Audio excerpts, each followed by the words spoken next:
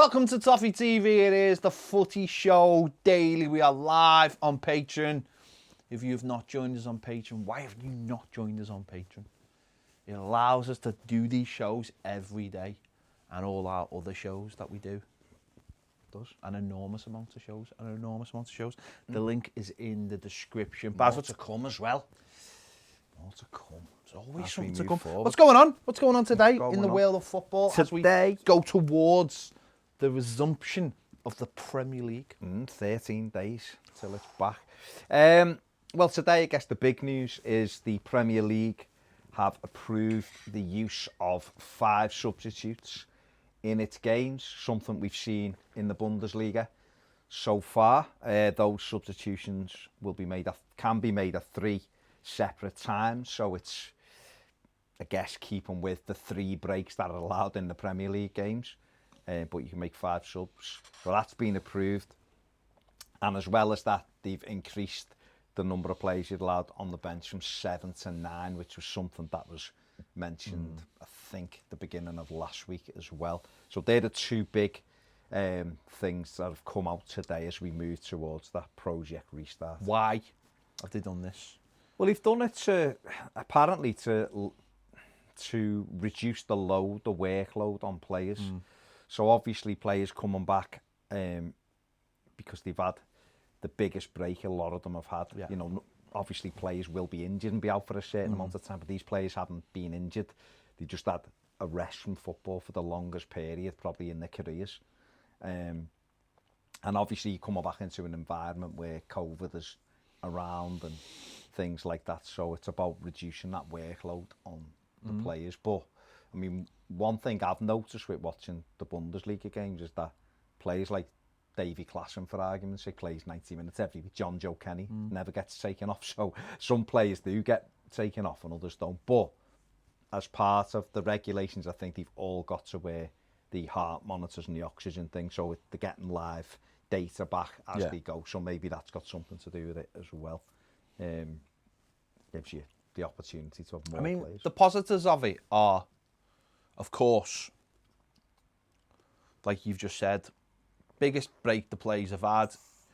You don't want them coming back, and if there are a couple of games a week, you don't want them getting those injuries. You want them to know, be aware what's going on. It allows for more players, as you've said, and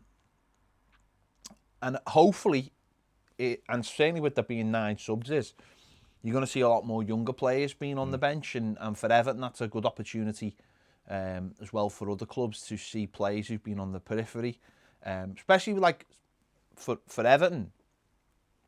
You've got players who are out of contract, who are leaving the club. Now this might be a chance now for the club to say, certainly up to the 1st of July anyway, is to say, well, we'll keep those players on for now, and then we'll make a decision based on how these other players come in and do. You don't know how they're going to react straight away. You don't know if they're going to be physically up to it straight away. So from that point of view, I think it's a real positive. For younger players, I would say more so, definitely. You're going to get people, again, just using Everton as the example, you're going to get players such as Anthony Gordon, Jared Branthwaite, who we know training with the first team, Dennis Adair and Benny Beningame. These are all young lads who are currently training with the first team back at Finch Farm. Anthony Gordon's obviously a part of Everton's first team squad anyway now, but the other lads have been on the periphery of it. And for people like Moise Keane as well, who's found it difficult to get starts, is going to be getting more action. I guess it's easier for Carlo Ancelotti to use those kind of players. Looking at clubs like Manchester United, who've had players like Brandon Williams in this season. It's going to give them the opportunity. Signed the new contract, I think. Yeah, we're just about to, big contract. So, we've seen him come through, but there'll be other players who are there or thereabouts. Chong, who they want to keep, don't they? And players like that who are maybe thinking, I'm not getting an opportunity. All of a sudden, may be able to get in. Gunnar Solskjaer might throw a couple in. I'm guessing once Liverpool wrap the Premier League up, Jurgen Klopp will probably do it with some of their players, maybe the likes of Curtis Jones, who we've seen in the FA Cup play games, and they got Nico Williams, I think it is, the fullback, who's been very impressive in the Cup. He might get some league games as Klopp kind of. How many is if 5 of them? If one of them gets more than five games, they'll get a title medal. Which would just be. But this is berserk. fair play. But I mean, this is the thing for those clubs, isn't it? The opportunity. I guess in Guardiola, there's a couple there who I know he's been talking about. They haven't quite got in, but especially for him as well. When the Champions League resumes, if it resumes in the FA Cup. Well, the FA Cup is resuming. No, I know. They've confirmed. But certainly if Liverpool have already wrapped the title up, which we would imagine they will, that for him, then he can just be like that with the Premier League. I'll just play my kids, and I can not like I can just play my kids, but I've got a chance to put some kids in with some senior players, bring them in and out and stuff like that. So I think for him that could be a huge boost for the Champions League. One of them, exactly. You might get one who makes a real impression, comes into that little bit of form and does what Phil Foden's done at times for them. And he has got a couple who are just on the periphery. At Man City, it's trying to find them games. I suppose the negative in it though is that for next season or even the season after. I wonder how many of these big clubs try to latch onto this and say that worked. That worked for us. That helped us. If Man City win the Champions League this season, let's say, then they'll start saying to the Premier League, remember that subs thing? That really helped us in the Champions League, And if you want this league to be looked at the best in Europe, well, then it needs to have the Champions League winner coming out of it. So how about we keep that rule in of 5 subs and 9 on the bench? Realistically, though, I mean, what difference does it make? No, I don't. No, but the difference it makes, certainly for a top side, is there's better players. Is that they can get more players in the squad who have got true. We've been sitting here for the last couple of years talking about how this subs change literally has changed football. Yeah. In old days when we were lad, you could only have 1 sub, then you could have 2 subs, and it was like they were the most important player. They had to be all over the pitch, and then they added the goalie sub, and then suddenly when they added the 5 and the 7, then you had a stockpile of players. 7 made it the worst. 5 wasn't great either. Yeah, 3 meant that clubs couldn't stockpile, and therefore you weren't going to go to a club if you weren't going to play games. Where now, I think we've seen this with the likes of Winston Bogart, didn't we, when he went to Chelsea and played about 10 games in 5 years and was on 40 grand a week or something. He wasn't bothered. He really wasn't bothered. And you see it with clubs who collect players, and that has reduced the quality in the league, because teams who get good players coming through all of a sudden can't keep hold of them because these clubs go, I want you. And you get players who, you see it, you look now. Although I think younger players that was going to be my next point. But there's still a section of players who just went somewhere for the money, thinking, I'll break into that team. And you're looking and thinking, you aren't going to get in. You're not going to get enough games for your development. And we've seen it, I think, for about 10 or 12 years, at least, we've seen a period of that where players were really good. Danny Drinkwater comes to mind for me. At Leicester City, they win the title. He's brilliant. Him and Kante, absolutely brilliant. Chelsea come in for him. And he goes to Chelsea. I know Kante, but he goes to Chelsea when he was still playing well. I think he'd been in a couple of England squads and everything. He was doing really well. Went to Chelsea. I think he's played about 2 games for them or something. Went off to went to Burnley, didn't he? Went to Burnley. Went to Burnley and had an altercation. Come away, went to Villa and was sent back. And it hasn't worked. So the lad's played since he moved to Chelsea. If he's played more than half a dozen games, then I'll be surprised in that period of time. Whereas years ago, he wouldn't have gone to Chelsea unless he was guaranteed to be getting in that team, because it was more like, listen, I'm playing well for Leicester are a decent side, And that's where this is. He's just one. No, but that's a good point, because this is where this becomes. This substitute thing would become, because all the top teams would be like, well, that makes it easier for us. Well, can't they, just before you go in, couldn't they, as a caveat to that, say 4 of those 9 have got to be academy players? No, well, that was what I was going to come on to. I was thinking, the negative of it is that people would look at it and think, again, stockpiling, get more people on the bench, more people. To me, this is where, see, the young player thing, I think, works brilliantly. If you were to say, 5 of the players who come on the pitch, who were on the bench, would have to come through the youth ranks, right? Yeah. It's the people who come on, it's the people who actually come on as subs. That is the one that worries me. Because imagine, I don't know, imagine it's Man City. They're away to Norwich. Norwich are winning 1-0 or whatever. I know that game's already been played. It's not next season. And suddenly, it's like, there's 20 minutes to go. And Norwich are looking over at the bench going, oh my God, they've still got like so-and-so. Imagine like next season when they go, they could still bring 5 players. They could swap 5 players here. They could change the half of this team. No. And I think that to me is the worry. But I'm not, listen, I know it's a massive leap to say because we've got it this season, but I could imagine the club's pressing for it. So maybe, I don't know, young players or saying, well, if you're putting 5 on, 2 of them have to be brought through young players. You're only looking to put legs on, aren't you? Yeah. No, we'll have to see how it goes. In Germany, it's been a lot of younger lads have been getting their chance. Even at Bayern Munich, there was a couple come on the other day who were 18, I think, and on the periphery. So that's the biggest news today as far as those Premier League. And there's been a couple of people who just. Kane said, should we be getting our most talented youngsters in the under 23s or under 18s to train with the first team because they won't be training for a while? Well, they will be, won't they? I imagine anyone who's considered as part of the squad, as part of the best 23s, will be training right now because of that. Because you're going to need you're going to need 20 players now. Yeah, I mean, the only one I guess I'm surprised at is Ellis Sims, from an Everton perspective. I'm surprised he's not training with the first team because I would have thought he would have been. Given Oumar Niasse, there's still no decision on him, and I guess that'll only be taken the last. Are they allowed? Is there a limit on how many people can train? I don't know. I don't know. Because maybe with numbers. There are every training ground there's a Premier League official to make sure they're doing things the right way. So I just wonder whether there are limitations on how many people can train. So it might be a case that Everton might make a decision, say, on Niasse, and then Niasse will leave, let's say. I'm not saying he will or he won't. And then maybe Ellis Sims would come in then. He'd have to get and it's just a case of, you keep yourself fit, because we're only allowed to. I honestly feel like, because I can't see a situation where they would allow too many people at the training ground.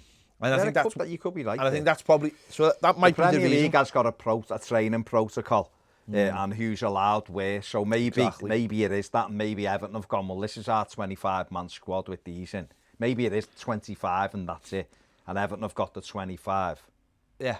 And then they've kind of, Also, if you couldn't drive as well. Yeah. I mean, because you can't get a lift off your mate. So imagine you couldn't drive. Like, I'm not saying, I don't know if Ellis Sims can drive or not, but imagine he couldn't drive and he couldn't get anyone to drive him. Taxi, couldn't he? I know, but that wouldn't be allowed. I can't see that being allowed. Because you'd be like contaminating you. Oh no, because you've got to drive in your training. You'd be contaminating yourself. True, yeah. I mean, it's mad. That's what I'm saying. That might all be in it. Michael Wood says, do you think the FA should scrap the under-23s and allow second teams reserves to compete in the Football League like some of the other countries in Europe? Surely improves younger players. I mean, Michael, that is a very loaded question for another day. But we've done this before. The problem is that where would you put those teams? There's 91 professional teams in the league at the moment, plus those in the National League. If you can come up with an idea of where to put them, please do. No, I mean, it's interesting. England's very unique because we've got 92 football clubs, professional football clubs, normally in the league. And then, as Ped's just said, we've got the National League under that has a lot of clubs who are professional or certainly, get paid good wages and stuff. And then we have a lot of non-league clubs further down. A lot of other countries can't believe how many clubs we have. Oh, it's ridiculous. They're amazed. And don't get me wrong, it's great, but we discussed this before. our country is so unique. We have such a dense population in such a small place, and we've got more clubs in the northwest than some places do. And you go to like Spain and you go to places like France, and you forget how far between their cities are. I mean, bloody hell, we travelled through France last year, and for miles and miles, it's just flat, boring countryside. And it's like that in Spain as well. It's why they have very regionalised areas. Whereas we've got two major cities, Liverpool and Manchester, within 25 miles of each other. And that doesn't happen in other places. And you think about how many teams are in London, and we are a very, very unique place. It's just so difficult, I think, to be able to replicate, and then you've got problems with what clubs should want to give their. We've talked about having feeder clubs, but then that doesn't really work. I just think it's really difficult. But what I would do is, I'd swerve the under-23s and I'd just have the reserves again, and I'd make first team players after playing. Don't you think though that's the problem with that is, and we spoke to someone, I think, from the club about this. Can't remember who it was. And we asked them about the situation regarding first team players, and they just said it's in most of their contracts that if they don't want to play for the under-23s, they don't have to play for the under-23s. But what if it was the reserves? A reserve team, so it was getting you games. Every footballer... Wouldn't those footballers just say the same thing now? Well, I don't know, because when we spoke to like this Dan and that, he was like, I wanted to play in it. No, I can appreciate there was that. No reserve. But don't forget, so I wanted to play. This all started changing for us when David Moyes came in as the manager. And I remember we'd have injuries and there'd be no updates about them. And the next minute they'd be like, they were ready. And it was like that thing of like, how come they haven't had any reserve games? And it was because the training was almost so intense. Well, that's what we were told. The training's, the fitter in training than they are in games. But then I still think you need the games. We're seeing it now. Seamus Coleman came back in under 23 action, didn't he? You need the games. Andre because the games switch your mind to, hang on, I've got to play and I've got to do this. And Balassi, remember Balassi playing down, coming back, and whatever else he's done, but he come back off a serious injury and played a couple of because you've got to play the game. But I remember when Klassen and Sandro, and we kept on saying every week, why don't you just get Sandro and put him in the under-23s and let him start scoring some goals and then grab that confidence and then bring it into the first team? And you're in a game environment. When you're training against your mates, it's not quite the same. And funny enough, Nias, who did drop into the under-23s, banging goals left, right and centre, and then had to be recalled for the first team and then scored a few goals that at the time was massively important, for Koeman. No, I don't think he'd have done that if he hadn't been playing the game. So, yeah, very interesting. Scotland have made an announcement today that the professional clubs can start training from June the 11th, which I think is really early. But, well, I suppose it isn't really early, actually. Yeah. When you think of it. But they've announced that they're hoping to begin the Scottish Premier League on the 1st of August. So it's 7 weeks? So, normal pre-season's about 6, so it's there or thereabouts. But obviously you've got to have that testing and they've got to start like social distancing to start while you build up to it. So maybe that's about right. So they're looking to kick their 2021 season off on the 1st of August. So we spoke about the TV pass yesterday, didn't we? The virtual TV pass for Scottish football. So yeah, they're going back into it. So they typically start early anyway. So I suppose having it be just a little bit longer just to make sure that they're doing things the right way and everything is done the right way. So that's up to them, isn't it? Talking about that, just very quickly, talking about that pass. Obviously, we heard yesterday about, we heard after we'd done the show, about the Sunderland situation. So they're not giving refunds to their season ticket holders and are giving them basically TV season passes for their home games, which is just... I suppose, though. I don't know. But no, you suppose that the absolute disgrace. That's what I suppose. Because if you've paid for a ticket... to go to it. Look at Everton. Everton got criticised by our fans for giving people the option to donate money to a charity. And yet, They're not even. They're giving no fans You haven't any got of it. anything. You just got. No, but like, you've. If I, well, I'm trying to think of if someone said to me, you know, you've bought tickets to go to Alton Towers, but you can't go. We're not going to give you a refund. We're just going to send you a DVD of all the rides. I know that's not quite the same. No, it is. No, it isn't. It is. No, it's not. It is It's not. because what I've paid for, right? No, what no, I've you're not paid getting- for no, but is not what I'm that's getting. not quite the same. It's like saying you bought tickets to the theatre. You can't go, but I'll send you the DVD of the show, isn't it? Yeah. That's essentially what it is. Yeah. Now, listen, Sunderland, they're all over the place, aren't they? With what they're doing, it's a bit mad. Into the Premier League, Shane Long has signed a 2-year contract extension. It's good for Southampton coming on. Obviously, Ralph Hasselhutton signed a new 4-year deal for them. He's done quite well. Gareth Bale wants to see out his contract at Real Madrid. Does he know? Did you see that picture of him the other day when they were all posing? And he was in a golf stance.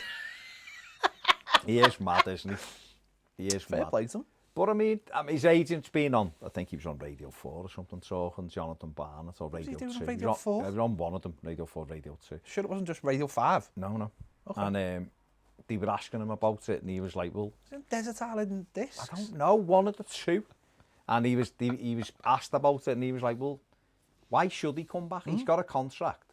He was like, no one's going to pay him what he's on at Madrid. He's got a nice lifestyle. You know, why should he leave it to come back to England, to the Premier League? And he was like, no one will buy him anyway. I think he's on 400 grand a week. Nobody's paying that Gareth Bale 400 grand a week. Nobody in this time. And when you actually look at what he's won for Real Madrid, he's won he hasn't won the Europa League because they had never been in it. He's won 4 Champions Leagues. Yeah. He's been amazing for them. He's the greatest ever British export. Easily. He's done it.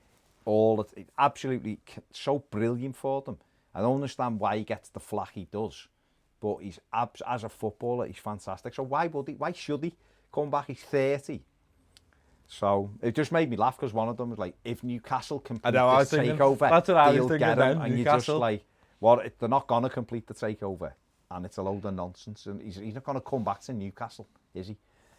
So unless they give him 500 grand a week. Kane said Scottish clubs probably returning back to this training early because they play in the Champions League and Europa playoffs early July, but are those still going ahead? Have you heard anything about it? No, I know.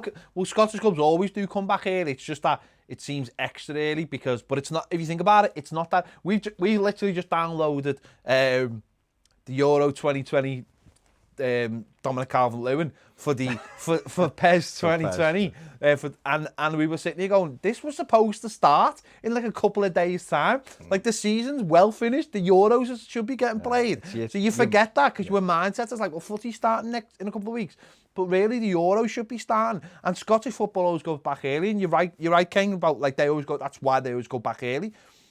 I think but we've still got no clue on the Euros. As far as Europe goes for next season, I think loads of those minor leagues have been bombed out. They're talking about doing it in the FA Cup. Obviously, the FA Cup's back in July. We were saying Everton's game has been moved to a midweek. Should have been the Saturday. So there'll be a weekend now when Everton don't play, because the FA Cup's scheduled to play at that time as well. We know the Champions League is planning to play their games all in August to get the Champions League done.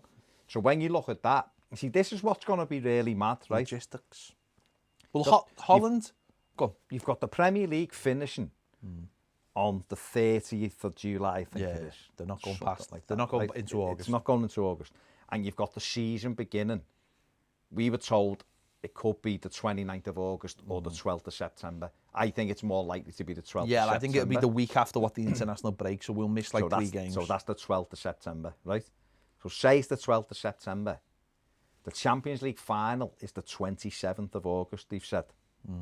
Yeah? Say Man City are in the Champions League final on August 27th. Yeah. They win it. They'll have a week or two. And then they've got 10 days before the Premier League season starts. So essentially, they ain't getting a pre-season. And that's why they'll be asking for more subs. So it's absolutely mad. So Champions League finishes 27th of August. They'll scrap as much of it as they can and go into groups. I don't know how they'll do it, but that's what they do. And this is why they wanted it done. So they could say, right, who are your representatives because they'll just go straight into group stages. Yeah, me same with the Europa League. I imagine they'll go straight into the groups. They'll knock off all the minor. They'll just say if you normally have to qualify, there isn't any qualifying. I don't know whether that will mean England will lose a place because one of our teams normally has to qualify. They're normally the team who finishes 7th if the FA Cup's won. So it might mean England lose a place. But if that's the case, I can't see them restructuring it. There won't be enough time. The only other thing they'd said, and I think this was something you said as well, is that they might do away with the groups in the Europa League Just play knockouts. and just play knockout games. But then you've got the logistics then of travelling to Europe and... Well, like, I've seen something, listen, it's only at the moment, like Holland are not letting anyone in from England or from the UK or Sweden. Everywhere else is fine, but they're just like, they're the biggest. We haven't got a...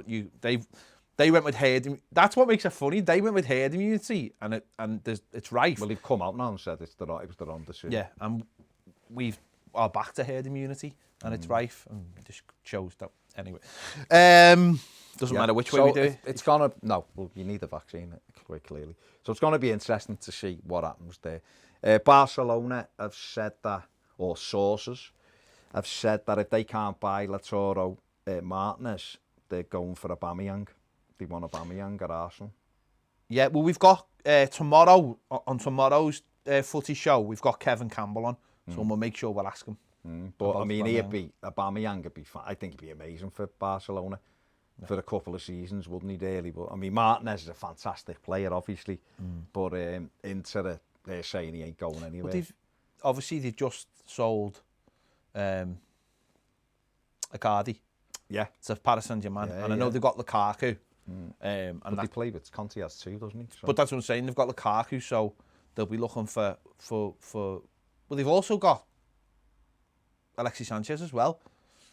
Could that big man, little man team work if they to keep hold of him? United, Solskjaer reckons he's going back to United and he's going to use him next season. Well, maybe he's got 9 subs. Why not? Well, I think probably for him, for Solskjaer, he's probably looking and thinking, well, he's on a lot of money. No one's probably going to give him it. So, and he's a good player. I may as well use him and see what we can get out of him. You know, he's had a little bit of a break away from United, come back hungry. He was brilliant for Arsenal. If they could get him back to how he was for Arsenal, he was fantastic. Weird when he went to United. Southern Blue says, should there be more emphasis on getting fans back into the Football League grounds before the Premier League due to financial situations? I don't think there should be any emphasis on getting any fan back into a ground.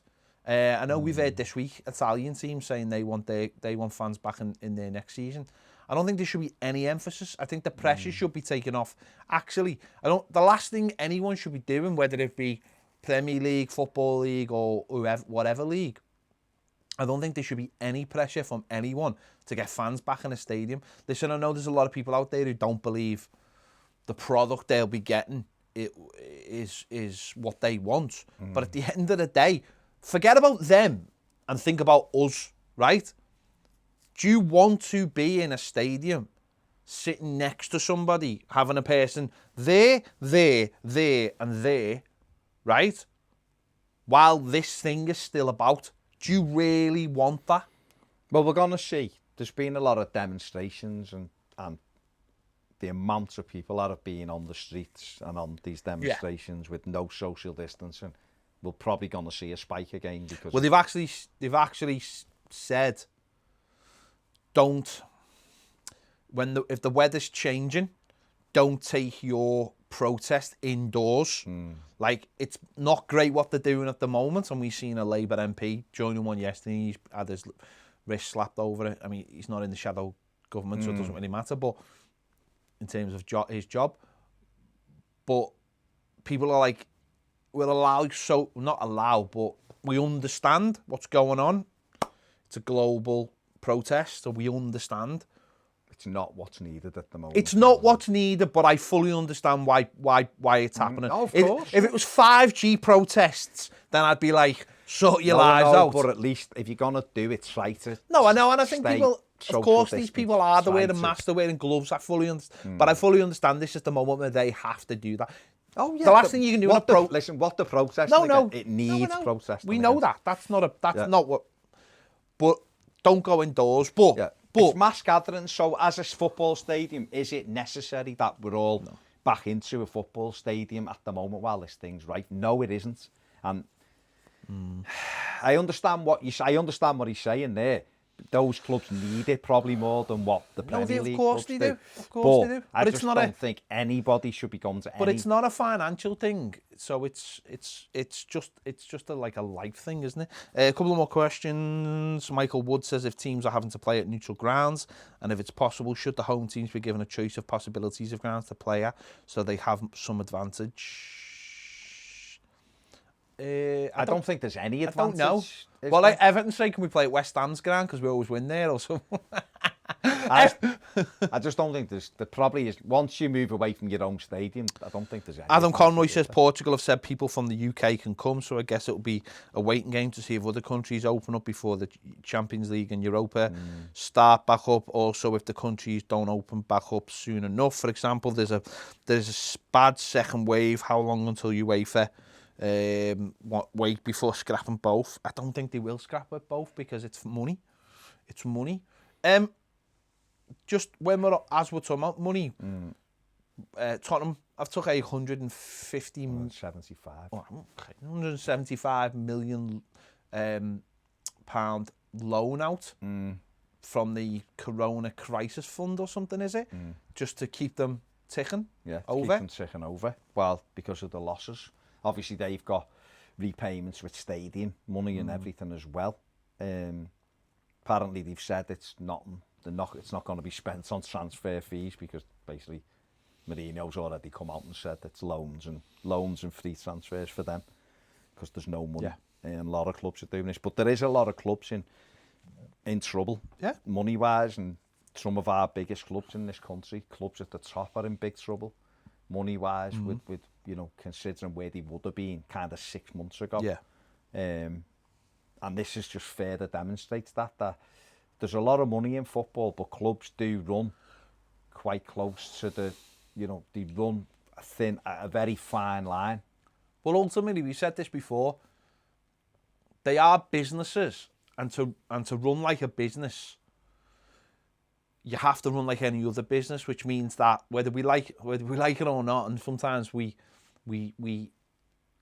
sort of look at these things whichever way suits us, but the people who do own them can't just go, oh, we have this money, because it doesn't really work like that for a business. It's like when we see a business and we go, oh, the owner is worth this much, why isn't he chucking in? Well, I understand that when it comes to like, we need a bailout and all that kind of thing. The last case, but if this is a loan and it's going to get repaid, short-term loan, and it's going to get repaid, then fair enough. Do you know what I mean? But in the bigger thing is that football clubs need to look at this situation and start saying to themselves, right, why are we so close? Well, it's because the wages of the footballers are 80%. They've got to get that down to like 60.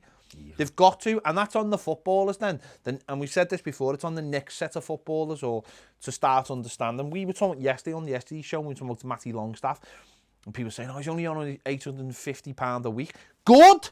That's what people of his age should be on, unless they're like in the first team and they've just signed a new contract and they're scoring goals left, right and centre.